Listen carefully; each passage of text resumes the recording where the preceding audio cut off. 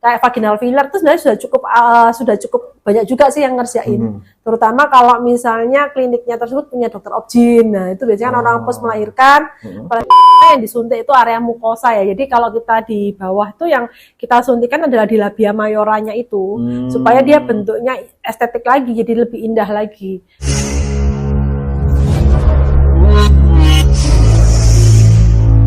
Assalamualaikum warahmatullahi wabarakatuh. Dulur Judes, kembali lagi bersama acara kesayangan kita bersama di podcast Judes. Dan kali ini kita akan membahas sesuatu yang agak sedikit berbeda. Biasanya kalau kita membahas soal politik, soal komunitas. Nah, kali ini kita akan membahas soal masalah kecantikan, Dulur. Dan kali ini saya kedatangan tamu yang sangat paham tentang masalah itu, yaitu Dr. Debbie Susanti, dokter estetik. Ya. Selamat datang, Dok. Sehat, Dok? Sehat. Ya. Nah, Dok, kita akan berbicara tentang apa sih filler itu, Dok? Iya. Nah, mungkin bisa dijelaskan, Dok, apa itu filler, Dok? Jadi filler itu adalah suatu zat di mana ini satu tindakan non bedah yang biasanya banyak digunakan di klinik-klinik estetik untuk membuat muka lebih kencang, terlihat lebih muda. Terus kita juga bisa menambahkan kontur di situ. Jadi misalnya, oh saya pengen hidung saya lebih mancung nih, kita bisa kerjain filler. Atau kita pengen bibirnya lebih seksi, atau tulang pipinya lebih tinggi, nah itu bisa. Atau dagu lebih lancip, nah itu juga bisa. Nah itu gimana, cara kerjanya itu kayak gimana sih, Dok? Jadi filler itu cara kerjanya mudah sih, sebenarnya simpel aja. Pasien tinggal datang, terus nanti kemudian kita bersihkan area mana yang diinginkan. Kemudian kita kasih salep anestesi ya, biasanya kurang lebih menunggu 20-30 menit. Kemudian jadi biar mati rasa gitu. Iya, mati rasa, jadi supaya nggak sakit. Nah, terus kemudian baru kita suntikkan itu si filler. Jadi misalnya saya mau dagu yang lebih lancip, ya udah cuma dagunya aja yang disuntik. Pengen bibirnya yang lebih seksi, mau lebih berbentuk, nah ya udah cuma bibirnya aja. Nah, Dok, mungkin saya salah nih, Dok, mungkin bisa dibenarkan. Filler itu apa bedanya sama dengan apa sama dengan tanam benang atau kayak gimana, Dok? Mungkin bisa dijelaskan. Itu beda. Jadi kalau filler ini adalah bahannya adalah hyaluronic acid biasanya yang ada di pasaran. Jadi hyaluronic acid itu adalah kolagen yang memang secara alami kita dalam tubuh kita sudah ada. Cuman seiring berjalannya waktu, jadi makin umur kita bertambah 1 tahun, biasanya kolagen akan berkurang 1%. Jadi kalau sekarang kita taruhlah berumur 40 tahun, berarti kan kolagen kita sudah berkurang 40%. Nah, filler itu bahannya adalah kolagen tersebut. Sehingga dikenalin tubuh sebagai istilahnya benda atau zat yang sama dengan kita, dengan tubuh kita sendiri. Sehingga dia akan dicerna juga lebih mudah oleh tubuh kita. Sedangkan tanam benang itu adalah bahan yang kita gunakan biasanya polidioxanon. Itu sebenarnya masih di tubuh itu kita sebut masih seperti benda asing. Jadi biasanya tubuh kita itu istilahnya akan menyerang si benang itu sehingga dia akan membentuk kolagen. Jadi dia bisa create kolagen itu kalau benang. Sedangkan filler enggak create kolagen, cuma menambah aja. Nah berarti kan dia nanti bisa habis ya, Dok ya? Iya, dua-duanya bisa habis. Itu berapa lama kalau misalkan filler? Kalau filler kita bisa bicara kurang lebih ya rata-rata ya kita average 1-2 tahun. Tapi ya kalau secara practically-nya rata-rata 6-8 bulan tuh filler hasilnya udah mulai turun. Jadi biasanya kita habis kita suntik gitu kan, saya hidung nih. Kita suntik misalnya mancung 2 cm misalnya. Nah, bisa itu, Dok? bisa, kalau tahu kan bisa. 2 cm. Nah, misalnya 2 cm. Nah, habis gitu dalam ketika 1 tahun berikutnya langsung jadi 0 lagi enggak, tapi dia secara bertahap pelan-pelan dia akan turun. Nah, graduation-nya itu kan tidak langsung dari 2 cm langsung ke 0 enggak, tapi mungkin dari 2 cm ya 1,8, 1,6. Nah, itu secara gradual turun. Sehingga orang nggak pangling tuh, hari ini mancung besok pesek gitu kan, ya enggak. Jadi rata-ratanya tuh kurang lebih filler itu ya 6-8 bulan tuh orang harus touch up ya, harus ngulang. Tapi kalau nggak ketemu setahun gitu pasti ya balik asal lagi. Awalnya 2 cm ini panjangnya. Iya, masuk lagi, bener. Iya. Nah, sekarang, Dok, trennya ini gimana sih masalah filler ini? Apakah sekarang ini laki-laki dan perempuan itu juga sudah mulai banyak yang menggunakan atau gimana? Jadi sebenarnya sekarang peminatnya 50-50 ya. Kalau kita bilang, kalau dulu mungkin cowok tidak terlalu interest. Jadi kalau sekarang cowok pun juga mulai interest. Karena apa? Karena sekarang itu misalnya cowok nih mau lebih kelihatan maco gitu kan. Kalau dia harus treatment kayak misalnya mau benang, mau apa, itu kadang mereka nggak suka. Jadi tinggal filler aja. Saya mau kelihatan maco, berarti kan kita tinggal bikin aja nih garis rahangnya supaya lebih tegas. Ya udah kita tinggal tambahkan filler di daerah rahang supaya dia nampak rahangnya ini makin tegas. Terus dagu misalnya kan kalau cowok enggak suka yang terlalu lancip nih, kayak Mas itu kan lancip. Oh, ini saya lancip toh. Nah, itu lebih dibikin agak ngotak sedikit. Nah, itu juga bisa ditambahkan filler kayak gitu. Kalau cewek kan kebalikannya. Shaping harus kelihatan oval, harus kelihatan V, kan karena kan Korean style toh. Nah, modelnya di V kan semua. Cowok yang ke arah Korean style kan juga banyak, otomatis juga mulai banyak tuh cowok-cowok yang filler pengen hidungnya kayak artis-artis Korea, jadi bikin mancung-mancung yang kecil-kecil gitu kan. Itu ya mulai banyak. Nah, ini batas minimal usia ini, Dok. Berapa usianya yang sebenarnya sih bilang batas usia minimal tuh enggak ada sih ya. Soalnya kan sebetulnya kalau kita bicara filler pada hakikatnya itu kan ketika kita mulai merasa kolagen kita mulai berkurang, kita mulai merasa kempong. Biasanya di usia-usia segitu kan rata-rata di usia 30-40 tahun. Udah 30-40 tahun sudah mulai berkurang. Betul. Ya? Cuman kan karena ini eranya sudah banyak berubah, di mana orang itu sekarang kena drakor, kena dracin. Nah, kan orang itu berarti kan obsesinya orang ini lebih tinggi lagi. Nah, ketika dia merasa aku yang aslinya pesek pengen hidungnya kayak artis-artis Korea. Nah, ya orang-orang sekarang 17 tahun, 18 tahun udah mulai tuh bikin filler hidung. Tapi aman, Dok ya? Aman. Itu bahannya apa sih, Dok? Jadi bahannya seperti saya sebut di awal, Thomas. Bahannya itu sebenarnya kolagen. Jadi sebutnya itu hyaluronic acid. Jadi asam hyaluronat. Memang itu secara alami kita punya dalam badan kita sendiri. Makanya kenapa dia bisa dicerna oleh badan kita ini dengan mudah. Itu aja sih. Nah, ada nggak, Dok, yang awalnya kan tadi sampai 1 tahun ya? Nah, ada nggak yang sebelum itu ternyata sudah habis gitu, misalkan fillernya? Ada beberapa case tertentu bisa. Jadi misalnya kita pasien-pasien dengan hipermetabolisme. Jadi orang-orang misalnya hipertiroid atau dia memiliki alergi yang tinggi, itu bisa memang fillernya cepat habis. Terus kedua karena aktivitas. Jadi misalnya nih pasiennya itu banyak outdoor, sering terkena paparan matahari toh, jadi kan sun damage-nya lebih cepat juga.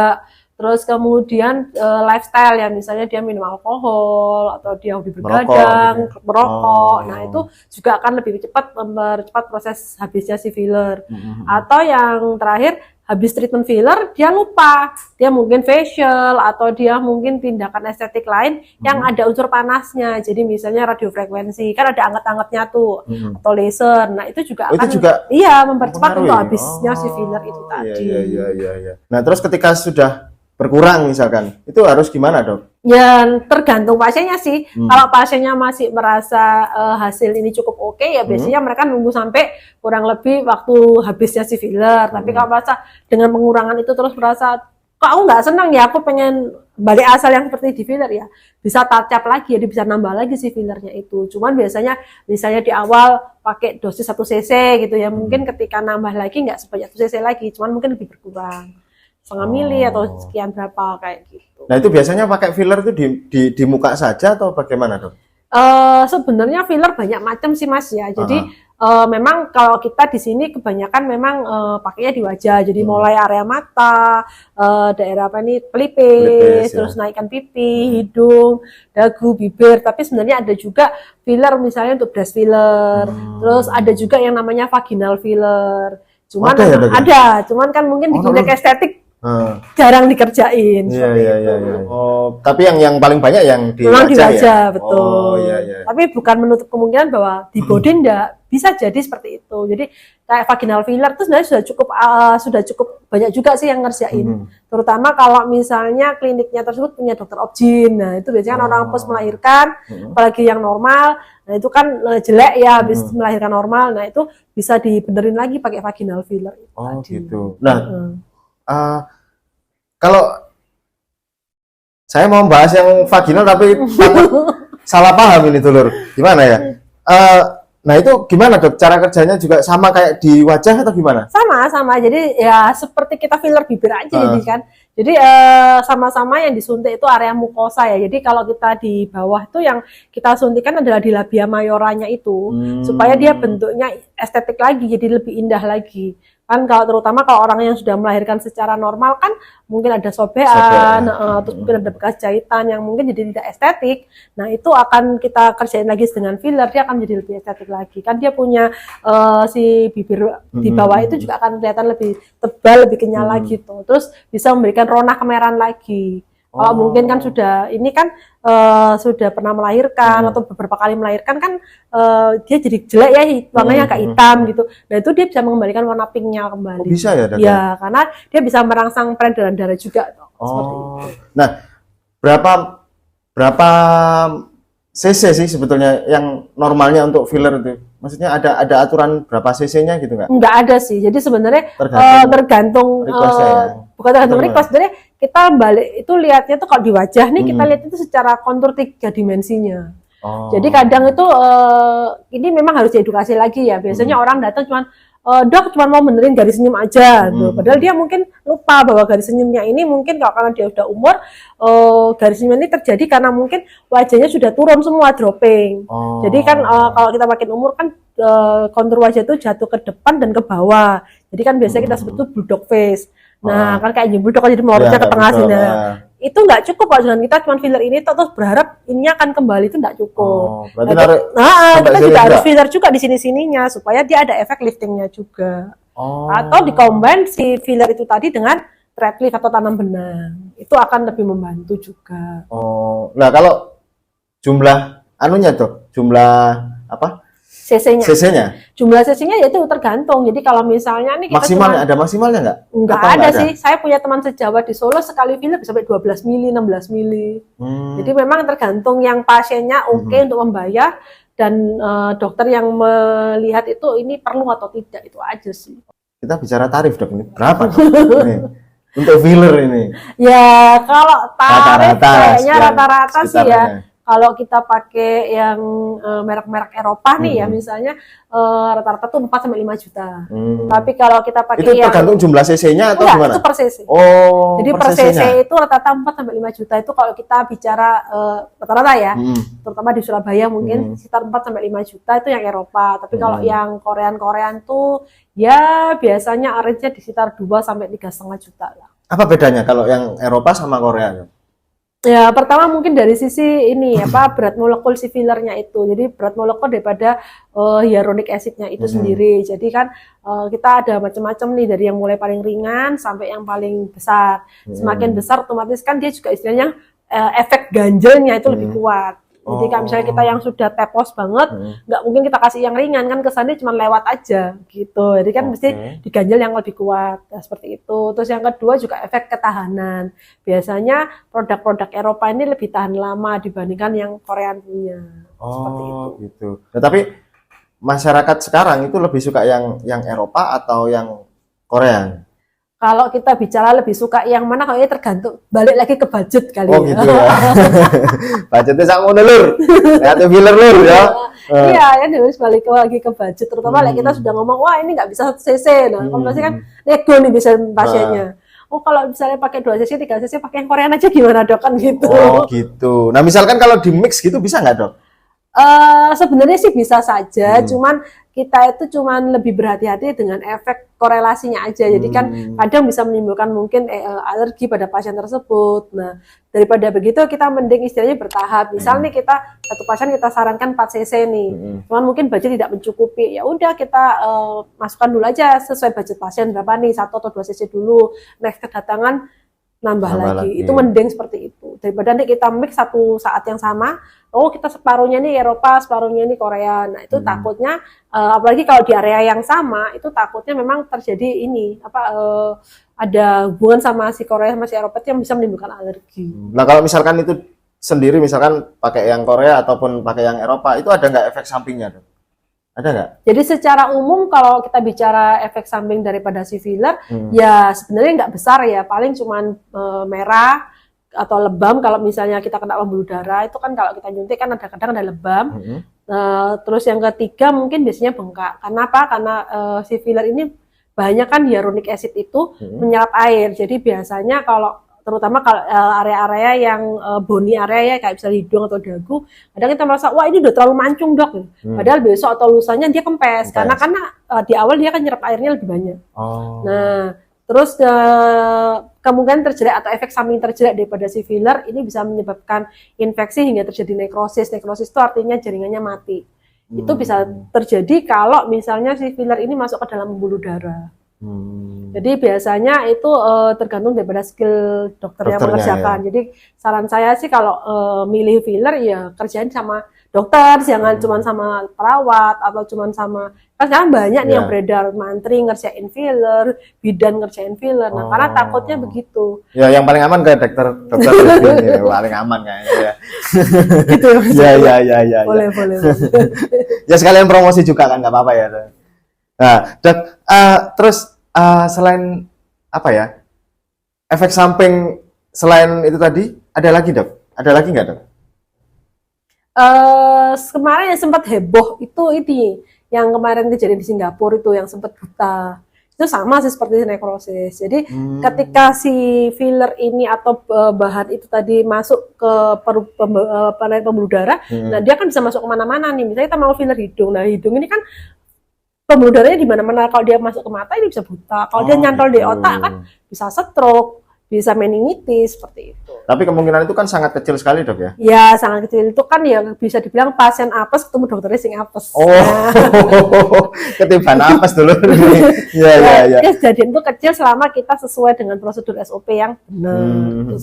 Nah, itu kan waktu pasien datang nih, itu nanti di scan dulu atau gimana, atau ada rekomendasi langsung dari dokter? Biasanya kan pasien datang sudah minta biasanya sih Mas. Kalau untuk filler tuh biasanya request daripada pasien. Jadi biasanya pasien datang merasa, oh aku kurang mancung, oh aku mau benerin garis senyum, oh aku mau bikin dagunya lebih tajam, kayak gitu tuh biasanya sudah ada request. Tinggal biasanya dokter itu nge-range setelah melihat secara 3 dimensinya. Jadi misalnya aku mau dagu, nggak bisa cuma dagunya tuh dipotong di sini. Nanti kan kalau kita cuma tambah di sini aja, di sini kan kayak terbelah gitu loh, kan nggak nyambung ya, kita mungkin harus nyambungkan. Nah kayak gitu yang kita pasti harus suggest atau kita pasti harus kasih tahu ke pasien, nggak cukup dari 1 mili, karena kalau kita cuma sini aja nanti inimu jadi kayak kepotong. Nah nanti paling kita suggestnya cuma di CC-nya. Tapi kalau pasien biasanya karena request, nggak mungkin pasien minta dagu kita kerjain hidung loh. Masalahnya. Nah itu biasanya ketika saya minta dagu misalkan, itu butuh berapa cc, Dok? Kalau dagunya sudah bagus ya, kalau memang sudah lancip, pengen cuma dilancipin aja 1 cc sudah cukup. Cuman kalau memang dia awalnya nggak punya dagu atau dagunya itu pendek, terus dia pengen kelihatan V kayak artis-artis Korea sekarang, nah dia harus nyambung tuh dari sini juga kan. Kalau nggak nyambung dari rahangnya dia akan putus. Jadi ininya sampai sini aja, terus ininya kayak putus gitu loh. Gitu. Ya, jadi mesti nyambung ya, itu butuh 2-3 mili bisa-bisa. Gitu ya. Terus nah biasanya itu sekali datang itu rata-rata orang itu habis berapa sih, Dok? Berapa cc? Butuh berapa cc? Kalau kebanyakan sih 1-2 cc lah ya. Gitu ya. Biasanya 1-2 cc. Kalau kita ini, tapi kalau misalnya pasiennya memang mau dan budget ada, ya seperti saya bilang, saya punya teman itu bisa sampai 12 cc, 16 cc. Nah itu kan sekalian repair all face ya biasanya. Tapi kalau kita cuma mau garis senyum aja, mau cuma hidung saja, nah 1-2 cc cukup. Sudah biasanya. Cukup ya, Dok ya. Dulur, kon pengen filler, Dulur, ini ada dokter yang cukup recommended, Dulur ya. Dok, prakteknya di mana, Dok? Saya kebetulan praktek di klinik Premier, Lauris Premier. Lauris Premier. Itu di daerah mana ya, Dok ya? Itu di daerah HR Muhammad, Surabaya Barat. HR Muhammad. Ya. Oke. Surabaya Barat, Dulur, HR Muhammad, silakan langsung meluncur ke sana ya, Dulur ya. Nah, Dok, pesan-pesan, Dok, terakhir, Dok, buat teman-teman yang pengen filler. Mungkin barangkali ada yang masih takut-takut atau takut nanti baliknya itu cepat atau gimana, mungkin ada pesan. Jadi kalau buat teman-teman semua yang pengen filler, yang pertama memang konsultasikan dulu kebutuhan kebutuhan Anda untuk filler ini dengan dokter terkait. Jadi misalnya sudah punya dokter, silakan dikonsultasikan terlebih dahulu. Kebutuhan fillernya butuh berapa cc atau untuk area yang mana, itu yang pertama. Terus yang kedua, pastikan memang yang mengerjakan itu memang beneran dokter, bukan dokter-dokteran. Bukan gitu, apa kayak mantri tadi ya. Supaya menghindari efek samping terkait yang nantinya akan merugikan ke belakang. Itu aja. Terus yang ketiga, setelah post filler mungkin bisa dijaga area yang habis disuntik itu untuk area kebersihannya sehingga menghindari terjadinya infeksi. Nah, biasanya gimana Dok itu membersihkannya? Sebenarnya tidak ada spesifikasi khusus ya, jadi cuman kita lebih berhati-hati aja ya. Jadi mungkin setelah pakai filler, setelah disuntik filler, kita mungkin kalau untuk cewek terutama tidak makeup yang terlalu berlebihan, jadi nggak pakai foundation dulu. Nah mungkin kita cuman pakai sunblock terus kasih berat tabur sudah cukup. Sebenarnya nggak ada kriteria khusus yang dijaga harus pakai cuci muka, pakai aqua gitu ya enggak. Cuman sarannya kan tetap harus dijaga di area-area yang bekas disuntik. Terutama kalau daerah suntiknya itu banyak, jadi kayak misalnya kita ngerjakan bekas jerawat nih, acne scar, nah itu kan hampir tiap bopengnya kan kita suntik, itu berarti kan hampir semua wajah. Nah itu bisa lebih dijaga di kebersihannya, seperti itu. Terus keempat juga kurangin aktivitas yang menimbulkan keringat berlebihan, karena itu bisa menyebabkan fillernya akan lebih cepat habis. Gitu. Jadi misalnya kita mau sauna atau kita mau olahraga yang berlebihan dalam 1 kali 24 jam, sebaiknya dikurangin dulu atau dihindarkan dulu supaya menjaga efek supaya si filler ini tahan lama tadi sesuai dengan kriteria 6-8 bulan atau 10-12 bulan seperti itu. Karena kalau kita kena panas-panas tadi kan seperti saya sebut di awal itu cepat melting, si fillernya cepat habis. Terus refill lagi ya. Harus isi lagi, dipacap lagi.